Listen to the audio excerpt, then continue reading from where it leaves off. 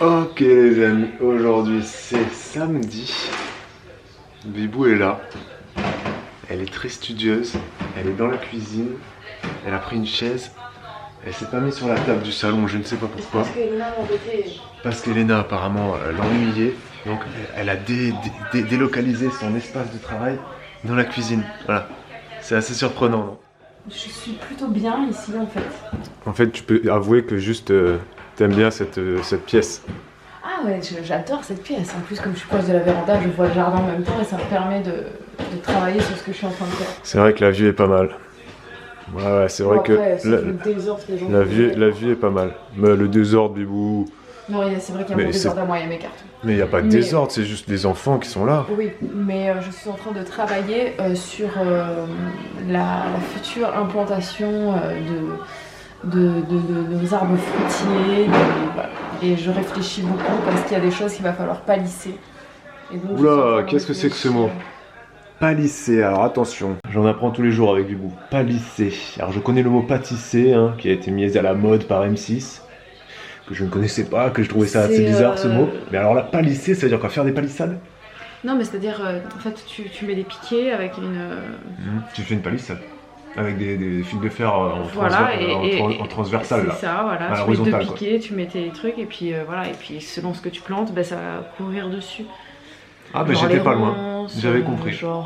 Mais après on en a déjà quand même des structures qui sont déjà là. Oui, qui sont déjà là, mais... Ils sont pas au bon endroit. Ouais, c'est soit pas au bon endroit, soit par exemple les grillages qu'on a là-bas, c'est vraiment pas pratique, on va pas pouvoir... D'accord. Vraiment expousser avec ouais, bof, non, c'est pas terrible quoi. Ah mais tu lis des trucs, c'est un truc de fou. Elle se renseigne. Ouais, je me renseigne sur les tailles. Là elle est sur son téléphone en train de lire des choses, après elle prend des notes à droite. De toute façon vous devriez tous faire ça. Quand il y a un sujet qui vous intéresse, toujours prendre des notes. Oui, c'est mieux. À chaque lecture ou à chaque écoute de vidéo, de podcast ou de live ou quoi, toujours avoir un carnet à côté. Non mais ça aide parce que ça synthétise et tu notes les idées les plus importantes qui t'ont frappé, qui t'ont marqué ou que tu ne veux pas oublier, et ensuite que tu reviens à ta lecture. Ouais.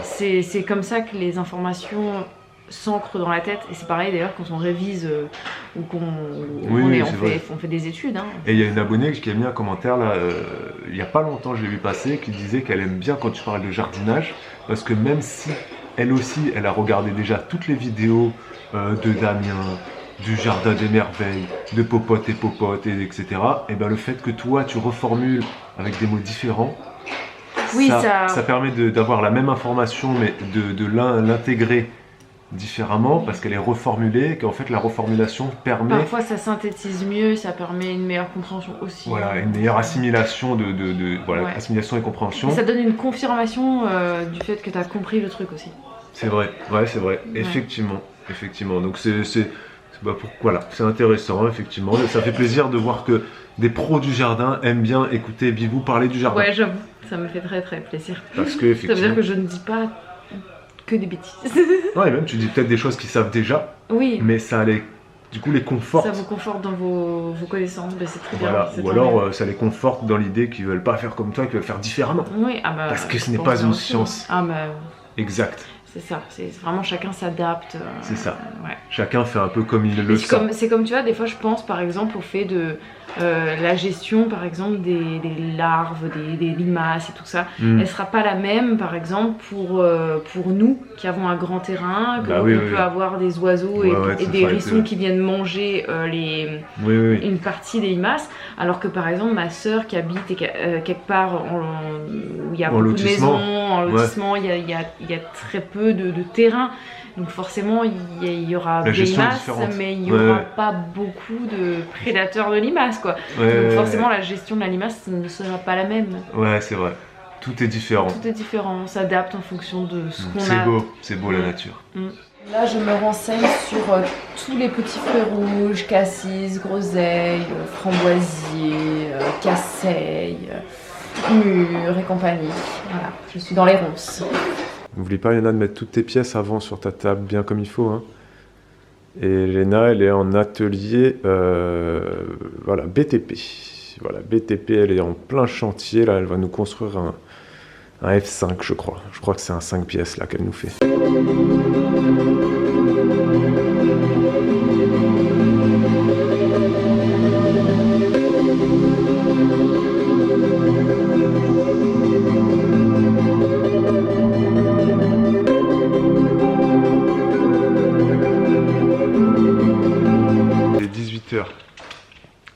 Elena m'a aidé un petit peu à ranger parce que c'était le why. Le boxon. Je sais pas pourquoi c'est ce mot-là qui m'est venu en premier là. Le why. Je sais pas ce que ça veut dire, je sais pas d'où je l'ai ce mot. C'est pas un mot que j'utilise souvent, mais là ça m'est venu le why. Je sais pas, mais sinon j'aurais dit que c'est le désordre ou le bordel. Là je sais pas, le why m'est venu. Je sais pas si c'est un mot que vous connaissiez d'ailleurs. Peut-être que tout le monde ne le connaît pas. Bon, on a rangé. C'est bien Elena. C'était pas une journée de ouf aujourd'hui, hein, pour tout vous cacher. Les filles nous ont un peu agacés. Donc bon, bref. Hein? Tu veux qu'on joue à cache-cache? Ok, d'accord, on va jouer à cache-cache. D'abord, faut qu'on finisse de ranger ce qui est derrière là, regarde. C'est juste ici là, faut qu'on le range. Passer un petit coup d'aspi et après on joue. Et Bibou est sur l'ordinateur, elle est en train de faire une commande de laine. Elle a 2 couvertures à faire pour une abonnée qui s'appelle Christelle. Je crois, oui, c'est bien ça, oui, parce que c'est Chris, donc je pense que c'est Christelle. Elle en a à faire, je sais pas quelle couleur elle a choisi, mais voilà, là elle est en train d'envoyer une sélection de couleurs à Christelle qui va choisir, et du coup ensuite Bibou pourra faire les 2 couvertures et lui envoyer ça d'ici un mois, plus ou moins un mois, je pense, un mois et demi. Je crois qu'il faut à peu près 15 jours pour faire une couverture, je crois. Mais ouais, donc là il y en a une qui est de taille un peu différente. Donc voilà, il va y avoir un petit peu de boulot pour Bibou. Il y aura du tricotage, quoi. Pour finir cette magnifique journée, Olivia a décidé de manger un feutre. Voilà, vous me direz, rien d'exceptionnel, tous les enfants mangent des feutres. Oui, tous les enfants mangent des feutres. Si vous n'avez pas d'enfants, sachez-le, c'est un aliment de base de l'alimentation enfantine. Le feutre, voilà. Le feutre, la peinture, c'est... Sauf que là, c'est un indélébile, voilà. Donc, gros coup de stress, là. Hein, Olivia? Indélébile bleu, partout. Voilà. Magnifique. Hein? Bon, j'ai essayé de gratter un peu avec mon doigt, en mettant un petit peu de salive. Ça a l'air de partir. Donc en fait, l'indélébile n'est probablement pas indélébile sur la peau. Les mecs qui ont inventé ça sont malins, je pense. Mais on va quand même tenter, avec une petite lingette là, d'enlever tout ça parce que là, ça va pas du tout.